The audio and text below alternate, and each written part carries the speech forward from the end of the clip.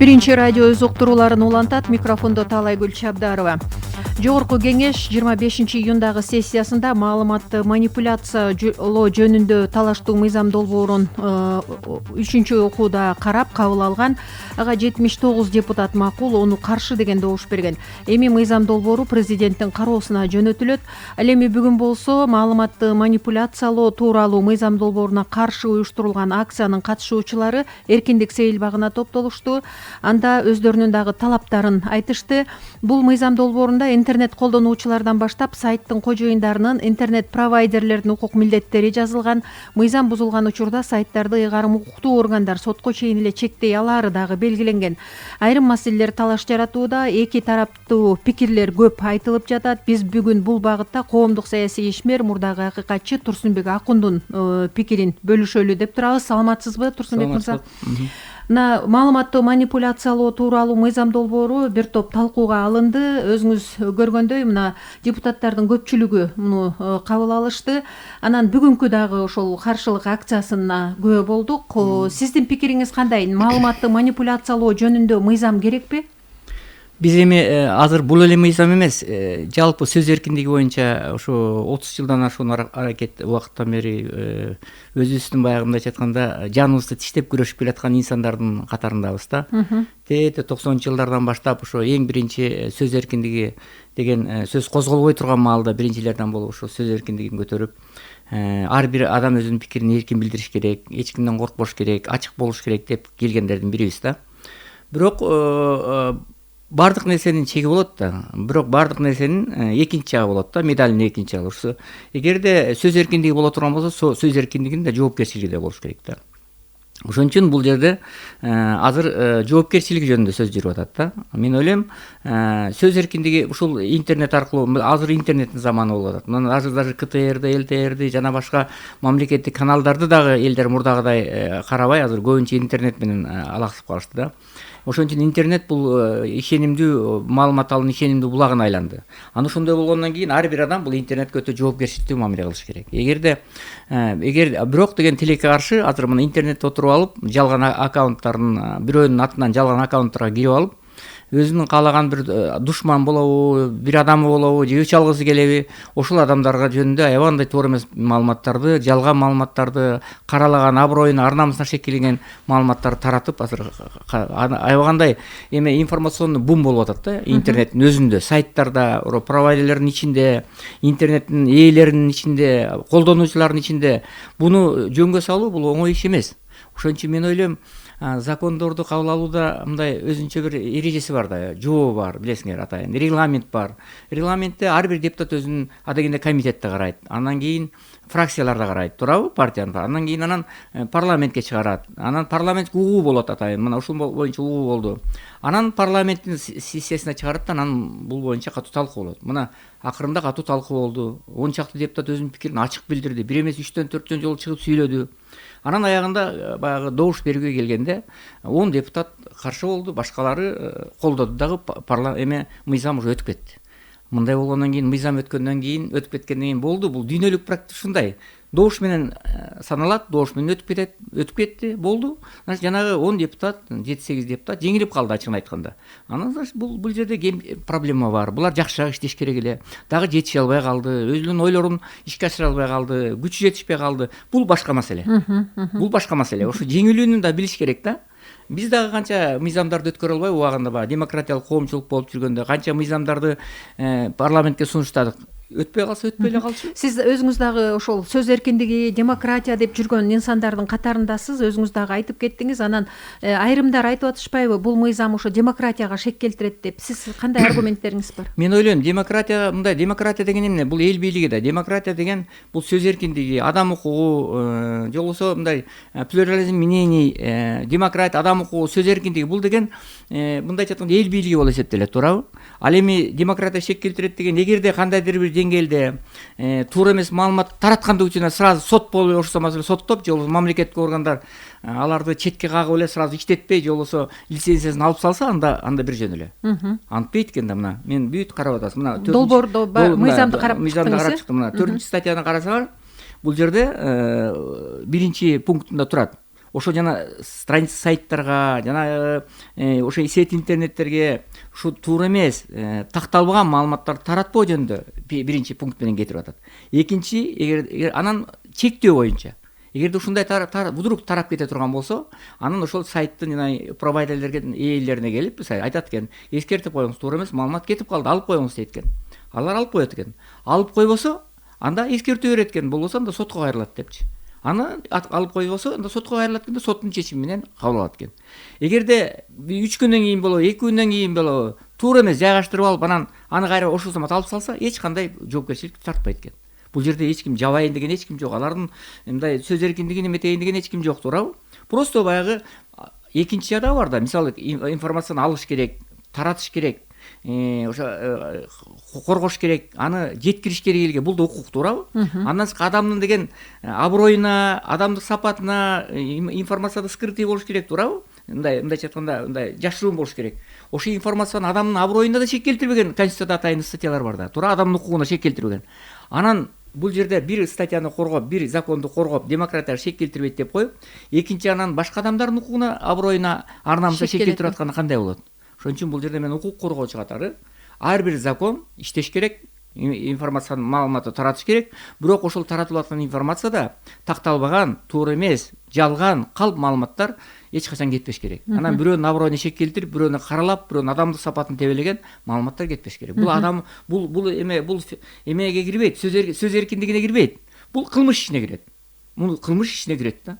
Анан эми жанагы депутаттар бир 4-5 депутат жанталашып аракет кылып атат. Алар эмне үчүн мынчалык жанын кыйнап атат билбейм. Тим эле жанталашат да. Алардын мен ойлойм, тилекке каршы ошол депутаттардын өзү мына могу статьяларды окуй атканына мен көзүм жетип атат да. Менен баягы көп жылдан бери мыйзам менен, кагаз менен келаткан адам катары, эл аралык нормалар менен иштеп чыккан адам катары декларацияларды, конвенция мына ошол эле 4-статьяда 1-2 пункттарында, андан сырткары мына 5-статьянын 1-2 пункттарында, 6-статьяда да жазылып турат мына. Бул жерде порядок, мисалдан мамлекеттик органдарга кайрылат экен. Мамлекеттик органдар мамлекет өкмөт болот экен. Өкмөт анын ичине министерство, маданият министри тапшырат экен. Ал атайын агентствого тапшырат экен. Мына ошолор атайын уполномоченный орган болуп эсептелет экен. Анан ошолор тактайт экен. Кандай кылыш керек, эмне кылыш керек? Аны барып тура сразу жаап салбайт экен. Урматтуу мына провайдерлер, интернет сайттын ээлери, пожалуйста, могу маалымат кетип калган экен, муну алып салыңыз. Эскертип коюңуз. Все, болду. Буйтса алса эч кандай проблема жок, иштей бер. Демек сиз ошо укук коргоочу катары дагы биздин Кыргызстанда ратификацияланган ар кандай укуктук багыттагы документтерге мындай тескери таасирин тийгизбейт, баардыгы конституциянын негизинде болот деп эсептесек болот экен да. Мен ойлойм, бул жерде проблема жок да. Мен ойлойм, бул мыйзам 25-inde туп-туура кабыл алынды. Кемчилиги жок эмес. Мыйзамдын авторлору ошол эле Асылбаева жана Осмонова деген кыздарыбыз ачыгын айтыш керек, орусча сүйлөгөн депутаттар экен. Анан өзүнүн ойлорун толугу менен жеткизе албай коюшту. Мамлекеттик тилде сүйлөсө аябай жакшы болот эле. Анан жалпак тил менен мамлекеттик тилде баягы мондай бөлүп конкрет сүйлөсө жакшы болот эле. Тилекке каршы алар өзүнүн ойлорун баягы коомчулукка, элге жеткире албай коюшту. Мына ушул жагы проблема болду да. А бирок алардын чыгып сүйлөгөн сөздөрү, орусча сүйлөгөн сөздөрү, башкалар ойлору туп-туура. И закон менимче туп-туура кабыл алынды. Ал жерде проблема жок, бул жерде бүт четко жазылган бардыгы. Кайсы убакта сотко барыш керек, кайсы убакта жоопкерчилик тартат, кайсы убакта тартпайт. Бул жерде анан бул жерде айтып атат алар Россиянын вариантын көчүрүп алган дейт. Мына мен Россиянын вариантын алып келдим. Россиянын вариантында бул жерде мына атайын көргөзүп турат, российский вариант. Россиянын вариантында аябандай чоң кен бул жерде. 18 март 2019-жылы кабыл алыныптыр Россиянын президенти тарабынан. Бунда аябандай чоң штрафтар бар. Айыппулдар бар. Айыппулдар өтө чоң, 50.000 рубльдан ашуунда. Эгерде биз мындай боло турган болсо, вообще булар анда кыйкырып чыгат беле эмне. Россиянын варианты вообще бул жерде алынган жок. Бул жерде мына айтайын, мына биз карап чыктык. Франция мамлекетинин моделин алыныптыр. Франция биз мыйзамда болбору, Франция мамлекетинин моделинин негизинде алынган да. Бул 20-ноябрь 2018-жылы Франциянын азыркы президенти Эммануэль Макрон өзү иштеп чыккан экен. Өзү демилгеч экен ушул Мына Франция мамлекети дүйнөдөгү Европадагы демократия өнүккөн мамлекеттердин бири. Мына ушул законду ушул жанагы чектөө боюнча, булардын адам укугун тебелебеген боюнча, жалган информация таратпоо боюнча атайын мыйзам киргизген. Мына ушул бул жерде менимче баардыгы европалык стандартта жазылган. Биз Франциянын модели менен жазылды да бул закон. Ошон үчүн бул баягы Россиянын вариантын эле көчүрүп алды, тиги бу деген совсем туура эмес. Бүгүнкү күндө дүйнө жүзүндө баардык эле демократиялык өлкөлөр ушундай жалган маалыматтарга каршы күрөшүп жаткандыгынын бир күбөсү катары карасак болот экен да. Демек бул мындай да, мында азыр эмне үчүн азыр депутаттар болобу, коомчулук болобу баарыбыз мына азыр жаштар деле бүгүн чыккандар да туура түшүнүш керек. Эмне үчүн бул биз азыр интернетке көңүл бөлүп атабыз? Анткени адамдардын 70%, 60%, даже кийин бара-бара 100% интернет менен соткаңды аласың, сотканын бир кичинекей инструменттин ичинен бүт дүйнөнү көрүп атасың. Интернет аркылуу бүт баарына кирип атасың, сайттарга кирип атасың, маалымат кетирип атасың. Бүт ошонун маселеңдин баардыгы интернет аркылуу чечилип калды. Ошон үчүн буга баардыгы жанталашып атат да. Бирок тилекке каршы азыр мына ошол эле Асылбаева деген депутаттын өзүнүн жалган өз атынан жалган аккаунт ачып алып, Дастан Бекешев деген депутатыбызды, эме депутат аябагандай аброюна шек келтирген маалыматтар жазат имиш да. Асылбаева айтат. Бирок ал фейк аккаунт. Фейк аккаунт деп атат. Мен анткени барган жокмун деп карганып атат. Мен мындай ишке никада барбайм, аны Дастан Далош өзү билет деп айтып атат. Кечирим сурап атат. Бирок мен эчтеке кыла албайм, анткени менин атыман кирип алган деп. Ошо автор, мыйзамдын автору өзү ошону айтып атат. Мыйзамдын авторунун колунан эчтеке келбей атса анда башкалар эмне болот? Ошон үчүн бул атайын Кыргызстан адам укугун тебелеп, же сөз эркиндигин чектеп, же демократияны басынты канча аракет кылып аткан жок. Бардык нерсенин тартиби болуш керек, чеги болуш керек. Только мыйзам чегинде чектеп коюп атат. Эгерде мыйзамды бузса, жалган маалыматтар таранса, такталбаган маалыматтарды кетирсе, кандай жоопкерчилик тартыш керек? Мына ушуну гана көрсөтүп койду, болду. Анан эми бүгүн жаштар чыгып алып, оозун баарын момундай кылып, крест коюп, анан бүт баары өлдүк, анан биз кырылып атабыз, анан баарыбыз тиги абалыбыз өтө кыйын болуп калды, сөз эркиндиги жок бизде. Биз деген вообще эмне деген сөз эми бу? Сөз эркиндиги үчүн мына Талайкүл менден артык, бизден артык күрөшкөн адам барбы? Мына 2001-жылы менин уулум Нургазыны 7 жашында таш менен уруп кетишкен. Реанимацияга жатып канча ары барып бери келген. Белгисиз адамдар, ГК менен кишилери. Мына ошо азаттыкты жаап аткан 2001-жылы билесиң, Акаевдин көзүнчө айткан. Аскар Акаев, азаттык деген радио дүйнөлүк радио. Муну жаппаңыз. Сизге акыры жакшы болбойт дедим. Мына ошону күрөшкөнбүз. Андан тышкары мына канчалаган журналисттер, мамлекеттик журналисттер менен соттоштум мен. 1,5 миллион сомго чейин сөз эркиндиги деп соттошуп, 6 айдай соттоштук мисалы. Канчалаган кыйынчылыктар көргөндөрдүн биримин да мен. Сөз эркиндиги деп жүргөн. Анан мисалы эгерде бул мыйзам сөз эркиндигине, адам укугуна, демократияга зыян келтире турган болсо, биринчилерден мен каршы чыгат элем. Андай эмес да. Любой нерсенин чеги болуш керек да. Чеги болуш керек мыйзам түрүндө. Эгерде бүт бартатына кай болсо, мыйзам жагында иштей бер. Эгерде мыйзамды бузсаң, сөз эркиндигине чектөө эметпесе, бирөөнүн аброюна шек келтирсең, анда мыйзам алдында жооп бер. Чочулоонун негизи жок. Эч кандай бул жерде иштөө жок. Дагы бир ушу эгер ушул мыйзам иштей баштаса, жалаң мындай саясий оппоненттерге же оппозициячыл адамдарга гана каршы иштеп калат деген дагы аргументти айтып атышпайбы? Сиз мисалы саясий оппонент болуп, оппозициялык маанайда болуп, ошондой нерсенин баарын башыңыздан өткөргөнсүз да. Демек бул мыйзам андай эле эмес, жөн гана баардык адамдарга бирдей ал турсун бийлик бутактарына дагы кандай жалган фейк аккаунттар же болбосо жалган маалымат таратылса, баардыгына бирдей колдонулат деп ишенсек болобу? Мисалы мен Асылбаева деген депутатты өмүрүмдө отуруп сүйлөшкөн адам эмесмин. Айнур Осмонову тембот тааныбайм. Бул депутаттар мени тааныбаган депутаттар, телевизордон көрөм. Мен булардын законун деле иштеп чыкса бир колдоюн дегенден да алыс адаммын да. А бирок закондун өзүнүн жазылышы, койгон талаптары сизди ынандырып атабы? Эл аралык стандартта тургандыгы татынакай турат. Бул жерде эчтеке жок. Бул жерде эчтеке жок. Жанагы чыгып аткан кээ бир депутаттар улам-улам чыгып сүйлөп атпайбы? Алар просто окугусу келбей атат да. Же окуса дагы азыр шайлоонун алды келип калды да. Эптеп баягы шайлоочуларга, коомчулукка көрүнүш керек да. Мына биз мону чындыкты айтып атабыз. Биздин оозубузду бийлик жаап атат деп шайлоонун алдында эле оюн болуп атат. Башка эчтеке жок, ачыгын айтайын. Анан жанагы жаштарга, мына бүгүнкү чыккан жаштарга туура эмес маалыматтарды берди. Жаштар болсо мыйзамды түшүнбөйт, муну окуган жок.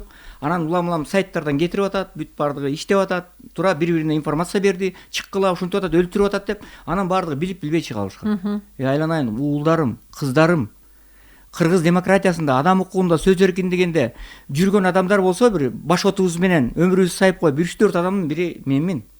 Эгерде мен сөз эркиндигине, адам укугуна, демократияга бирөөлөр каршы чыга турган болсо, биринчилерден болуп өмүрүмдү сайып койгон адамдардын бири мен болом.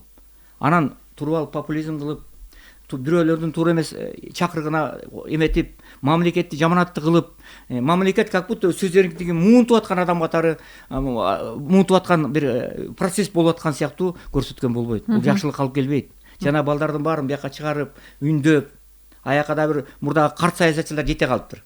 Ошол эле Текебаевди айтайын же башкаларды. Текебаевдин үстүнөн канчалаган каралады. Анын үй бүлөлүк жеке турмушуна канчалаган каралаганга чейин барышты. Канча адамдар менен Текебаев соттошту. Канча мага Текебаев өзү айтты. Пресса деген ээн эркин койсо булар эмнени ала алган жок. Канча адамды мен жеңип алдым соттон деп канча өзүн айтты. Эми ушу өмүрөк чиркеш келип алып ошолорду колдоп атат кайрачы. Мисалы эми бул жакшы эмес. Айлана бул жерде деген биз калыс болушубуз керек. Сөз эркиндиги муунткан эч ким жок. Бирок деген бүт баары эл аралык стандарттын негизинде, мыйзамдын негизинде, жоопкерчиликтин негизинде болуш керек. Бүсө башка эчтеке жок.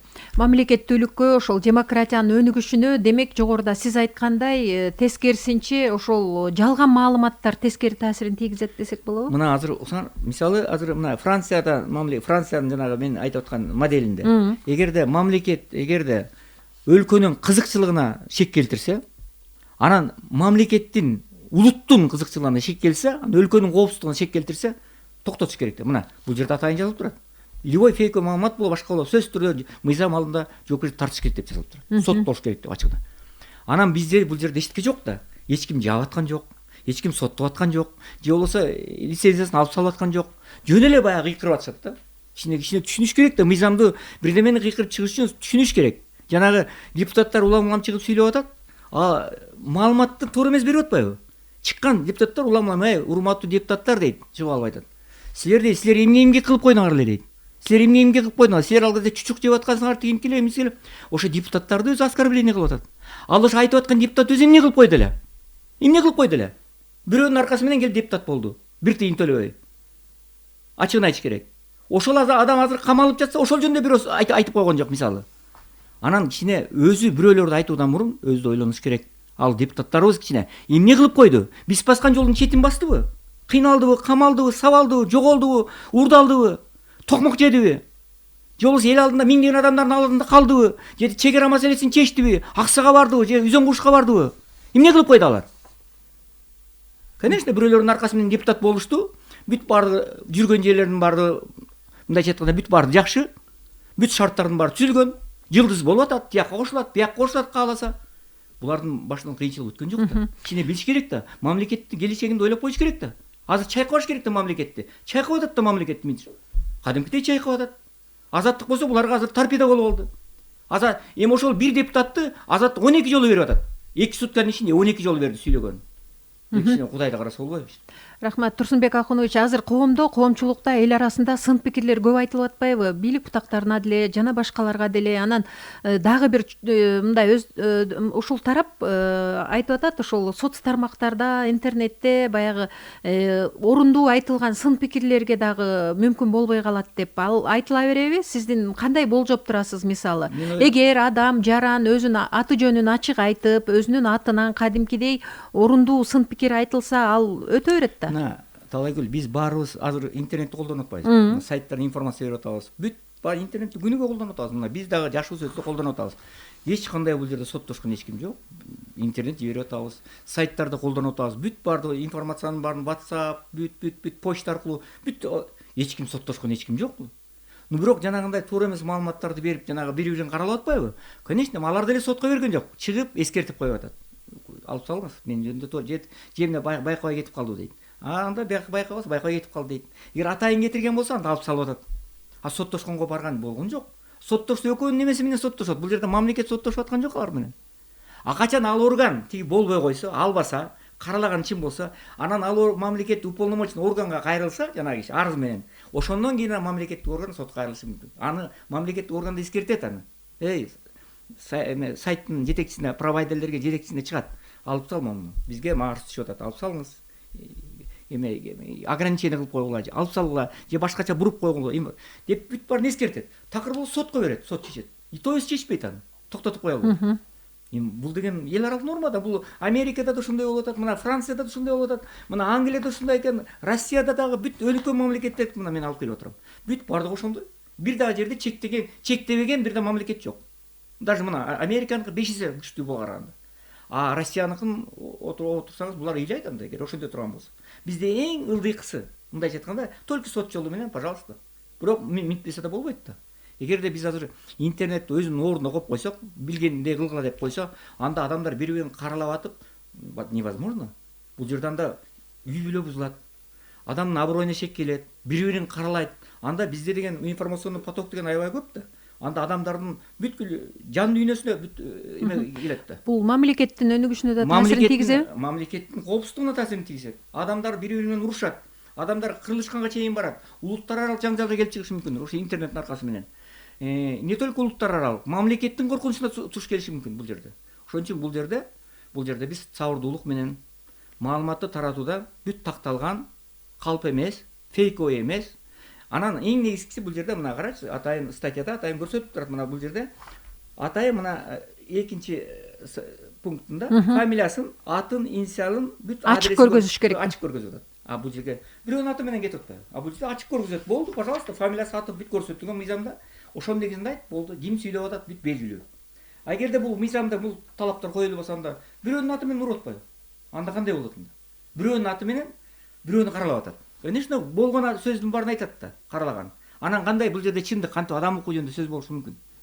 Мисалы мен буяка бирөөнүн тапшырмасы менен келейин деген жок. Мен укук коргоочу катары чыгып атам, айланайын. Мен канча 30 жылдан бери жүргөн адаммын. Демократия деп. Адам укугу, сөз эркиндиги деп. Адам укугу, сөз эркиндиги деген эмне? Бул тартип, бул жоопкерчилик. Бул деген адамдардын укугун тебелебегендик, сыйлоо. Адам укугу, сөз эркиндиги деген бул бирөөнү каралоо, басмырлоо, тебелөө дегенге жатпайт да. Ошол сиз ошондой күрөш учурларында дагы сөз эркиндиги, демократия деп жүргөндө ошондой мыйзамдын катаал бир тоскоолдуктарына түшүп болгонсуз да, мисалы көп эле жолу. Мисалы мамлекеттик басылмалар мени сотко берген, табаталы билесиз. Сотко берген мына Чолпонбек Абакеев экөөбүздү. Ошол жана Акаевди, Аскар Акаевдин эмесине, Аскар Акаевди колдогон депутат, колдогон журналисттер биз сотко берип 1,5 миллион сомду менин мойнума түшкөн. Анан ар бир 1 сомдон чогултуп беребиз, элдин баары пикетке чыгышкан Турсунбай Акуновго деп. Анан 6 ай бою соттошконбуз. 6 ай бою соттошкон, ортого Феликс Кулуптар түшүп атып, анан өлгөндөр гана тигилер жанагы журналист менен жарашып атып, өлгөндөр гана кутулганбыз. 6 ай бою соттоштук. Ал кырдаал менен азыркы каралып аткан жоопкерчиликти салыштырып болбойт, не болсо эле салыштырганга болбойт да. Андан тышкары мына сөз эркиндиги болсун, ушул чындык болсун деп биз өмүр бою күрөштүк да. Камалдык, сабалдык, канча бизди куугунтуктады, 15 күндөн камалдык, сөз эркиндиги деп камалдык. Азыр бирөө антип камалган жок да. Мына чыгып тиги жактан сөз эркиндиги бар деп эсептейсиз демек азыр, Конечно бар. Эле тиги эмеден чыгып алып, тиги темир жол вокзалынан чыгып алып туруп, тиги площадька чейин басып койсо, ошо демократия болмок беле. Мында ушунчалык бир эмеге бүт барды боштукка, бекерчиликке эметип атабыз да. Жана чыгып аткан балдардын баардыгы менин балдарым, кыздарым го. Ушундай да тарбияланабы? Кайсы жолго барат аталар? Сиз жана өлкөнүн коопсуздугуна да таасирин тийгизет деп калдыңыз. Бүгүнкү күндө ар кандай экстремисттик, террористтик топтор бар. Андан башка дагы бир топ мындай өлкөнүн сырттан коркунуч алып келе турган ар кандай багыттар бар. Анан ушул мыйзамдын кабыл алынышы кайсы бир деңгээлде коопсуздукка дагы тиешелүү деп атпайсызбы? Ошону чечмелеп берсеңиз. Бул өтө чоң маселе. Бул өзгөчө маселе. Анткени мына бизде канчалаган өзүңүз айткандай эл аралык топтор бар, криминалдык элементтер бар, диний агымдар бар, дүйнө айлап жатат. Россияныкы өзүнчө, Турцияныкы өзүнчө, араб мамлекети өзүнчө, Кыргызстандын моментип каршы кырдай болуп карап турушат. Эгерде биз момун мыйзамды иретке салбасак, чектөө кылбасак, кандайдыр бир деңгээлде, эгерде чектөө кылсак, анда бүткүл жанагы террористтик күчтөрдүн баардыгы бул интернет аркылуу бүткүл дүйнөгө таратат. Фейковый маалыматтардын баарын. Анан Кыргызстандын мамлекеттик коопсуздугуна аябагандай чоң зыян келет, чоң коркунуч келет. Эгерде биз муну чектебесек. А эгерде биз чектеп койсок, аттарын баарын белгилүү кылып, кандай жоопту тартат, алар да сезет. Эртең менен билинип калат, биз аккаунттар уже бүттү. Жашуун аккаунт менен жүргүзүүгө болбойт экен. Деп туруп бүт алар да билет. Алар да эртең жоопту тартарын билет. Анткени дүйнөлүк интернет эме бар, сообщество, туурабы? Алардан сурап алат. Эртең менен алып келип туруп камсыздап алат дагы. Ошон үчүн бул не только улуттук коопсуздугубузга, мамлекеттик коопсуздугубузга зыян кылат. Улутубуздун келечеги үчүн бул аябагандай чоң эмеси бар да. Алдын алган иш болуп атат. ошон үчүн бир эки депутатка азылуунун эч кандай кереги жок койду. Дагы бир маселе, мисалы саясий оппоненттерге каршы гана колдонулуп калышы мүмкүн деген бир тарап айтып атат, а экинчи дагы бир тарап айтып атат, жок тескерисинче ошол саясий оппоненттерге дагы бул пайдалуу болот, анткени аларды ким каралап атат, эмне деп атат, кандай жаманатты кылып атат, ошонун баардыгын ачыктап алганга мүмкүнчүлүк түзүлөт деп жатышат да. Биринчиден бул жерде эч трагедия жок. Интернет бул эч трагедия. Мисалы интернет гезит же радио же телевидение эмес да. Интернеттен отуруп алып жазышасың, туурабы? Бул аябай жакшы, мындай скромный, анан цивилизованный формасы общения, мындай мамиленин эң чоң цивилизациялык формасы. Мындай эң күчтүү жок мындай. Эгерде телевидение боло турган болсо бүт көрүнүп калат өңүнүн баардыгы, радионун баардыгы, үнүнүн баардыгы угулуп атат, туурабы? Бул жерде эчтеке билинбейт, жазышасың татынакы. Өзүңүн эки адамдын ортосунда общение. Баарлашуу, Баарлашуу. Бул эң жакшы нерсе да. Бул жерде урушуу, согушуу, анан соттошуу деген бул редкий нерсе. жалган аттарга жамынып алып чабышуу болбойт эгер мыйзам кабыл алынса. Мыйзамдын негизинде болсо бар татынакай болот, эгер жакшы ой менен болсо. Эгерде жаман ой болсо, каралоону максат кылып койсо, бирөөнү өч алам десе, бирөөнүн аброюна эшек келтирем десе, ал уже кылмыш иш. Ал бул уже сөз эркиндигине кирбейт, бул кылмыш иш. Муну сөзсүз түрдө мыйзам алда жооп бериш керек, потому что ал бирөөнүн өч алып атат, каралайт, атайын каралап, ошону. Бул деген уже башка иш. Бул башка категория. Ошон үчүн сөз эркиндиги менен кылмыш ишти аралаштырбаш керек да. Булар азыр болсо жаштарды, башкалар туура эмес маалыматтарды берип, кээ бир депутаттар жана законду өткөрө албай калган депутаттар азыр биздин сөз эркиндигибизди муунтуп атат, сөз эркиндигин чектеп атат деп туруп, туура эмес маалыматтарды берип атат да. Мен ушун үчүн келип атам бул жерге. Бул вообще туура эмес. Азыркы жаштарга наоборот түшүнүш керек да. Интернеттин баардыгынын бошу бүгүнкү чыккан балдардын баардыгы колдонуп атышат да, туурабы? Аларга ким бирөө мешет этип атабы? Же ГКМБден келип эметет. Бирок экинчи жагы бар. Мына биз пандемия убагында эки ай отурдук үйдө. Канчалаган адамдар туура эмес маалыматтарды, мына атайын пандемия каптап кетти деп атат. Баланча убакта баланча деген киши ушу кырылып калды жазып ийди. Ошонун баарын ГКМБ таап чыкты ошол замат. Бир сутка жеткип таап чыгып, сразу алып келип, желкеден алып келип туруп, мойнуна алдырып, кечирим суратып, ыйлатып чыгарды, туурабы? Эгерде мыйзам болбосо эмне болот? Мыйзам жок, ошону жасап атат мамлекет. Эгерде мыйзам болгондо анда башкача болот эле. Эгерде мыйзам болбосо эмне болот анда? Эгерде убагында таппаганда 2 ай бою эмне болот элек биз?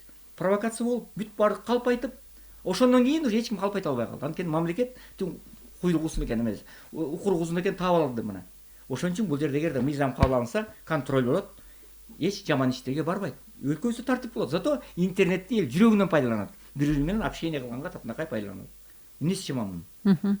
Только бул ою жаман адамдар жасап атат да муну. Эптеп мамлекетти жаманатты кылыш керек. Мамлекет азыр президент башыбызда, Сооронбай Шарипович башында турган мамлекет азыр бул Атамбаев эмес, же Акаев эмес, же Бакиев эмес. Бул киши өзү да эч ким менен соттошкон жок, бирөөнү да соттоткон жок. Татынакай адам укугун тебелебей, сөз эркиндигине жол берип, эч кимди куугунтуктабай, бүт бар адамдын укугун, журналисттерди куугунтуктабай, азыр сөз эркиндигине аябагандай чоң мүмкүнчүлүк берип атат. Анан эми кандай эмне?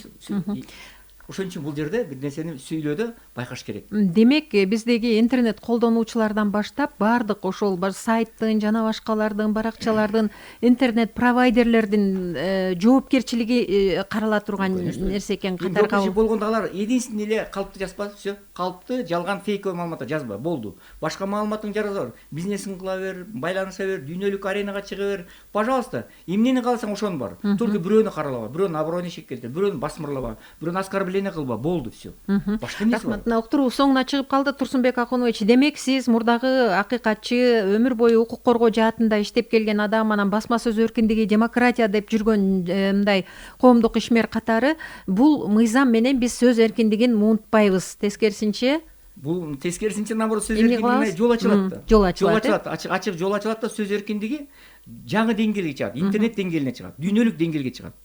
Бул деген сөз эркиндиги деген эмне? Сөз эркиндигинин жеткен туу чокусу бул интернет. Интернет аркылуу отуруп туруп бүт дүйнөгө информацияны таратсаң болсо. Ар бир жаран тарата алат. Ар бир жаран тарата алат. Бирок ошол информация достоверный, такталган, текшерилген информация кетиш керек. Эгерде такталбаган информацияны бир адам жөнүндө тарата турган болсо эмне болот анда? Ошол тараткан үчүн туура эмес информация адам жоопкерчиликке тартыш керек. Булар айтып атат, жок, тарата берсин дейт. Эч ким жоопкерчиликке тартпаш керек дейт. Анда кандай болот анда? Анда мамлекет жоюлбайбы анда? Рахмат, урматтуу угармандар. Жогорку кеңеш өзүңүздөргө белгилүү болгондой маалыматты манипуляциялоо жөнүндө мыйзам долбоорун 2-3 окууда карап кабыл алган. Ал эми бүгүн болсо ушул мыйзам долбооруна каршы уюштурулган акциянын мүчөлөрү өздөрүнүн талаптарын коюп чыгышты. Бул боюнча биздин студияда укук коргоочу, мурдагы акыйкатчы, коомдук саясий ишмер Турсунбек Акун өзүнүн пикирин билдирди. Сизге ыраазычылык билдиребиз. Алпарган Талайгүл Чабдарова. Кайрадан эфирден жолугушканга чейин саламатта болуңуздар.